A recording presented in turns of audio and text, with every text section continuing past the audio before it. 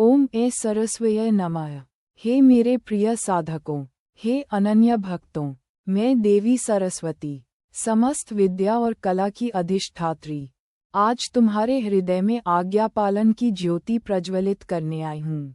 मैं वह दिव्य धारा हूँ जो विचारों के अंधकार को ज्ञान के प्रकाश में बदल देती है। वही शक्ति जो अनवरत निर्बाध सहयोग से तुम्हारे सभी कर्मों को सामंजस्यशील बनाती है। मेरी आज्ञा केवल बाह्य नियम नहीं, अपितु आत्मनियंत्रण, आत्मसमर्पण और आत्मा अनुभव का मार्ग है।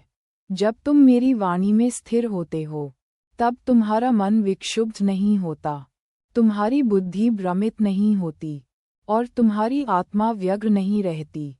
तुम पूछते हो, माँ, आज्ञा का पालन कैसे करूं? जान लो कि आज्ञा पालन का प्रथम पथ है विश्वास। यदि तुम मुझ पर अटूट श्रद्धा रखोगे, यदि तुम मानोगे कि जो वचन मैं देती हूँ वह सर्वोपरि है, तो स्वयं ही दिशा में कदम बढ़ाएगा। मेरे शब्द उस वटवृक्ष की तरह हैं, जिसके तले शरण लेने मात्र से सारे पक्षी अपनत्व का अनुभव करते हैं। मेरा मार्ग अस्पृश्य नहीं है, परंतु अधीर मन उसे नहीं पहचान पाता। अतः पहले मन को शमित करो, श्वासों को नियंत्रित करो और मेरे उच्चारित मंत्र ओम ए सरस्वती नमः का जप करते जाओ। जब तुम कोई निर्णय लेने बैठते हो, चाहे वह विद्यालय की पढ़ाई से संबंधित हो या जीवन के महान कठिनाईपूर्ण मोड़ों से जूझने वाला, उस समय अपने अंतःकरण में मुझसे पूछो, हे माँ, क्या ये तुम्हारी इच्छा एवं आदेशानुसार है? यदि अंतःचेतना प्रमोद से उत्तर देती है, तो निश्चिंत होकर उस मार्ग पर आगे बढ़ो। ऐसा करने से न केवल परिणाम शुभ होंगे, बल्कि तुम्हारे कर्म क्षेत्र में अवरोध स्वयं साधारण हो जाएंगे।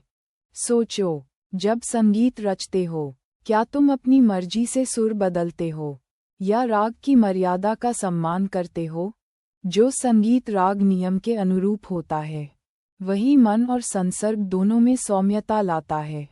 उसी प्रकार जीवन के सुमधुर संगीतमय परिवेश के लिए मेरी आज्ञा को अपने आचरण का आधार बनाओ। राग ज्ञान, लय विवेक, ताल अनुशासन का प्रतिरूप है। यदि तुमने कभी वीणा की तारों में ऊर्जा का स्पंदन सुना है, तो जानोगे कि प्रत्येक स्पंदन एक नियम का पालन करके ही स्वरों का दिव्य संगम रचता है। हे साधक, अहंकार के गर्भ में पलता मोह आज्ञा का सबसे बड़ा शत्रु है। जब तुम सोचते हो, मैं बेहतर जानता हूँ, तब तुमने अपनी स्थिति से ऊपर उठने वाले पंख ही छीन लिए। इसलिए हमेशा आत्मविश्लेषण करो। कितनी बार तुमने स्वयं की इच्छा के कारण आज्ञा को त्याग दिया? कितनी बार तुम्हारी हठधर्मिता ने तुम्हें संकीर्ण कर दिया?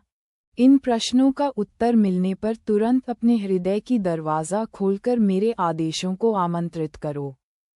जब मोह का जाल चारों ओर फैलता है, तब मेरी आज्ञा पर चलने वाला जीव किसी भी प्रकार के भ्रमण या प्रिय वस्तुओं के लोभ से नहीं भटकता।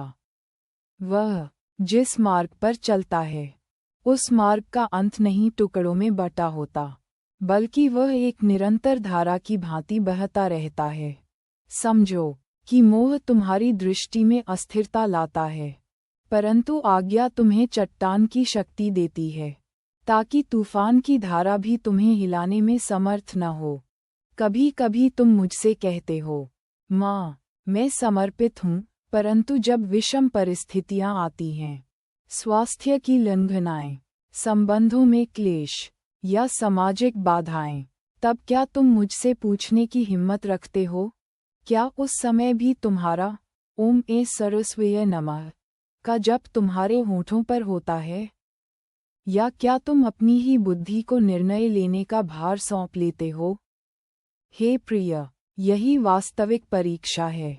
वाणी में समर्पण की झलक दिखती है, परंतु कर्म में सरलता तभी आती है जब मन की गहराई तक आज्ञा उतर जाए। आज्ञा पालन का दूसरा रहस्य है धैर्य।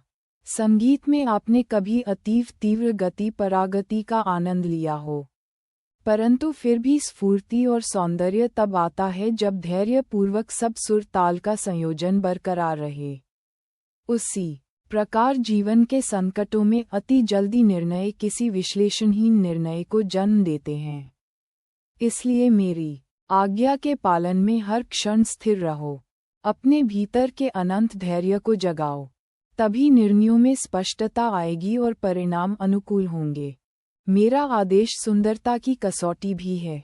जब तुम कोई रचना कर रहे हो, चाहे वह कविता हो, चित्रकारी हो, वाद्य हो या नृत्य, उस समय कलात्मक नियमों का उल्लंघन करना तुम्हें क्षणिक विलास देता है, परंतु वह विलास तुम्हारे आत्मबल को क्षीण कर देता है। परंतु यदि तुमने मेरी आज्ञा के अनुसार शास्त्रीय नियमों का पालन किया, तो रचना का सौंदर्य निरंतर बंधा रहता है, सहज, स्थिर और शक्तिशाली बन जाता है। आज्ञा का तीसरा रहस्य है समर्पण भक्ति। केवल नियमों का पालन करना पर्याप्त नहीं, तुम्हारा मनोभाव उस पालन को अलौकिक बनाता है। जैसे चक्रवर्ती सम्राट अपनी प्रजा के प्रति प्रेम से शासन करता है, किंतु यदि शासन में यम नियम का समर्पण न हो तो राज्य अशांत हो जाता है। उसी प्रकार जब तुम मेरे वचन में प्रेम भक्ति की छाप छोड़ते हो, तब आज्ञा केवल कर्तव्य नहीं रह जाती, वह आत्मनिर्णय का माध्यम बन जाती है। प्रेम भक्ति का स्पंदन मनोबल को इतना ऊंचा उठाता है कि सारे पैरामीटर अपने आप संयोजित हो जाते हैं।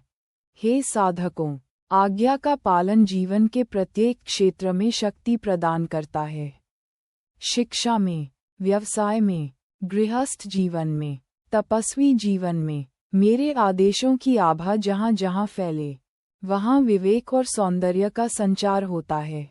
इसलिए प्रत्येक पूजा, प्रत्येक अध्ययन, प्रत्येक संगीत अभ्यास के पूर्व और उपरांत ओम ए सरस्वती नमः का उच्चारण करो। मेरे निर्देशों का मन में चिंतन करो और तत्पश्चात अपने कर्म क्षेत्र में सशक्तता से प्रवेश करो। अब अपनी आंखें बंद करके कुछ क्षण मौन अनुभव करो। हर श्वास के साथ ओम ए सरस्वती नमः का गूढ़ उच्चारण करो। प्रतीत होगा कि एक कोमल धारा तुम्हारे अंतःकरण से निकलकर पूरे शरीर में संचार कर रही है। वह धारा ही मेरी आज्ञा का प्रवाह है। उसे सहजता से स्वीकारो, उस प्रवाह में स्वयं को विलीन कर दो। जब तुम यह अनुभव करोगे, तब जान लेना कि आज्ञा तुम्हारे भीतर गहराई से बैठ चुकी है। उसके बाद कोई भी विपत्ति, कोई भी प्रश्न, कोई भी मोह तारण तुम्हें विचलित नहीं कर सकेगा, क्योंकि जब मन आज्ञापालन से अनुशासित हो जाता है, तब मृत्यु भी भयावह नहीं रह जाती। मृत्यु भी एक साधना बन जाती है, एक परिवर्तन का सेतु हो जाती है। अब उठो मेरे प्रिय अंशों, मेरे स्वरूपधारी गणों, और मेरे आदेशों पर आधारित इस पथ पर दृढ़ता से अग्रसर हो जाओ। जहाँ आज्ञा है, वहाँ सुरक्षा है, जहाँ समर्पण है, वहाँ असीम शक्ति है, और जहाँ शक्ति है, वहाँ पराजय असंभव है। ओम ए सरस्वती नमः। इस मंत्र को अपने अंतःकरण की ध्वनि बनाओ, अपने कर्म क्षेत्र की लय बनाओ, और अपने हृदय की धड़कन बनाओ। तब तुम आचार्य विष्णु पुराण की वाणीकारिता से भी ऊपर उठकर दिव्य आचार्य बन जाओगे। जय सरस्वती। ओम ए सरस्वती नमः।